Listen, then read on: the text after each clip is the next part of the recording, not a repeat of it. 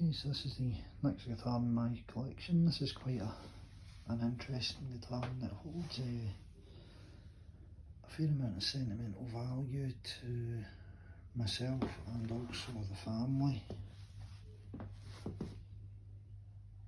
It's the oldest guitar that I own, 1987, and this is 1987 Washburn RS-8V.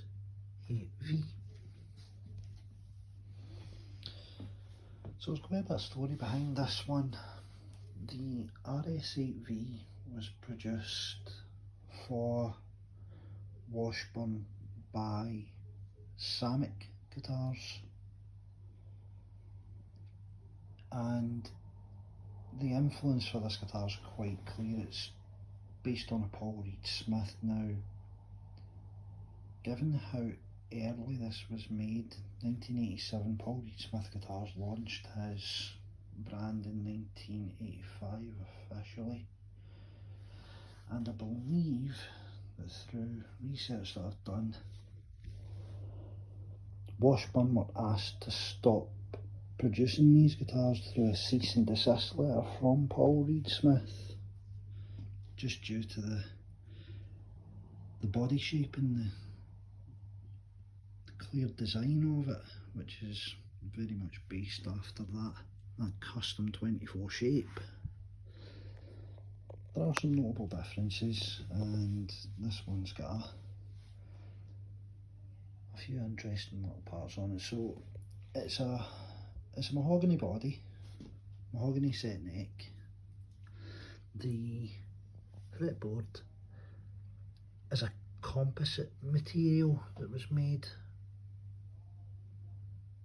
by Washburn, and it's really quite smooth to play on. The frets on this have been really well worn. This is one very highly played guitar, and I'll get on to why that is later on. But I've taken the nut off just because the bridge has actually been blocked. It was blocked by Jimmy Egypt, by the person who gave me this guitar, which was my wife's uncle. It was gifted to me by the family, and the reason why it was gifted to me is because it belonged to my wife's uncle. His name's Peter Baxter. I believe he played this for many years, out and about in pubs and clubs, and probably privately at home for many hours. Now, among the interesting things about this guitar, it's got a Floyd Rose bridge, but it's not a traditional Floyd Rose bridge. It's actually a top loader, so the strings are fed through the bridge there, and they're kept in place by all these little clamps and screwed down by these Allen keys here. It's quite a secure bridge, but given that it's been blocked in the back, it doesn't move at all, so I'm going to keep it that way, and that's the reason why I've got the top locking nut bolts released and kept in a safe place, because it allows me to tune the guitar a little bit more easier. This guitar lives in drop D,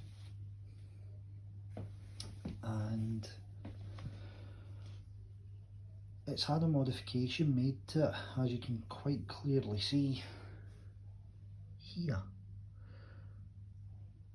So the original guitar came with these select pickups designed by EMG, but at some point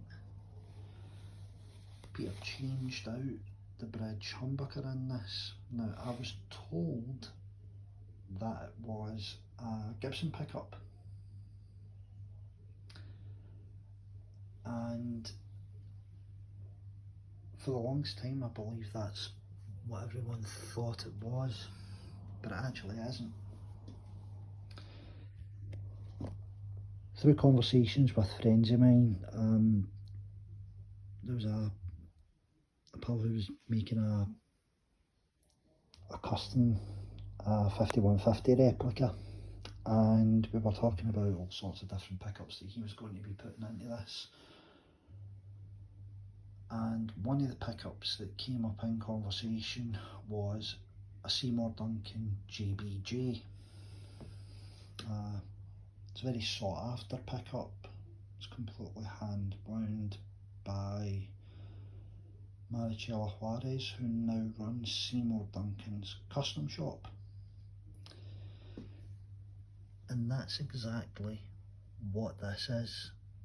This is a Seymour Duncan JBJ model, the J standing for Juarez. Now, when I removed the pickup ring and flipped it over, on the underside of the pickup there's a small paper sticker with blue ink on it that just says JBJ, and that's exactly what it came to. It was actually quite unusual because my mate had been talking about getting one of these pickups and we'd been conversing about it for weeks, and this pickup had always came up in conversation, and I thought to myself, do you know what, I've never actually looked to see what that Gibson pickup is that's in the Washburn.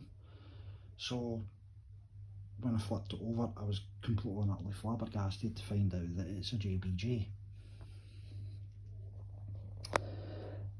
It's an incredible sounding guitar, it's very meaty, very powerful, hence the reason why I've got it in drop D. It's really suited to all the kind of hard rock stuff. The colour is pearl white.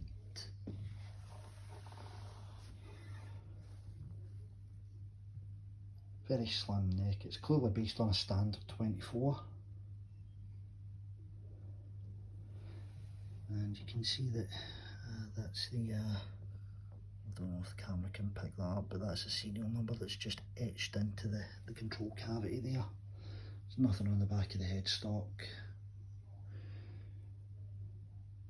It's in absolutely immaculate condition. There's barely a mark on it for being such an old guitar. Just at that shot there, just across the heel, you can see where that pearlescent white's just reflecting off the light there is absolutely stunning.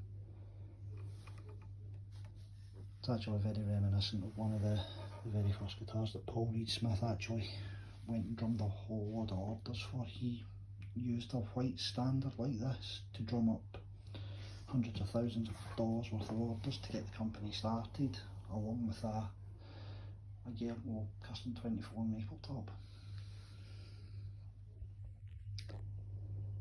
Yeah, so given the age of this guitar, the sentiment behind it, and just what it is, and it's a very, very short production run. There's it'll never leave my collection at all. It'll be passed down to anyone in the family who wants to learn. I play this occasionally, mostly when I'm wanting to do anything drop D or anything heavier. It's a great sounding guitar for that. The neck pickup's beautiful, but the bridge pickup is, of course, a hand-wound JBJ, and it does sound absolutely incredible. It's got one of these old style cases on it. It's absolutely gorgeous. So that is my 1987 Washburn RS-8.